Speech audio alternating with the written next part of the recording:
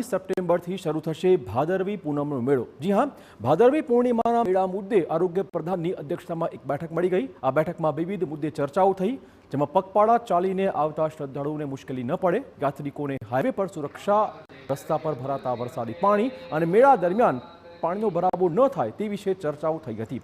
આ ઉપરાંત મંદિરમાં દર્શન વખતે GISF દ્વારા જે વર્તન કરાય છે તે બાબતે પણ રજૂઆત કરાઈ હતી।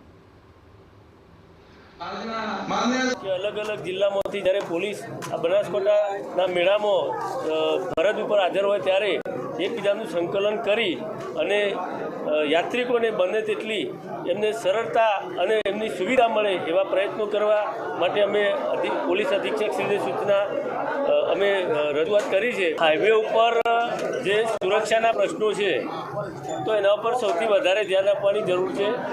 બીજું, વરસાદની સિઝન ચાલી રહી છે અને અત્યારે પણ માનો કે રોડ ઉપર ખૂબ જ પાણી ભરાવાના અને ગાડીઓ ડૂબવાના પ્રશ્નો પણ ઉપસ્થિત થાય છે। તો આ અંગે ત્વરિત સરકારી તંત્રએ એક્શન લેવા જોઈએ। આજે જે સૂચનો આવ્યા 2 થી 3 સૂચન હતા, એ પણ બહુ એવા મોટા નહોતા જેના કારણે કોઈ પણ એવી મોટી તકલીફ પડે, અને એ સૂચનોને આમેજ કરી અને SP શ્રી અને કલેક્ટર શ્રી બંનેએ કહ્યું છે કે એ બાબતનું પણ પૂરતું ધ્યાન સરકારશ્રી તરફથી અને વહીવટદારશ્રી તરફથી રખાશે।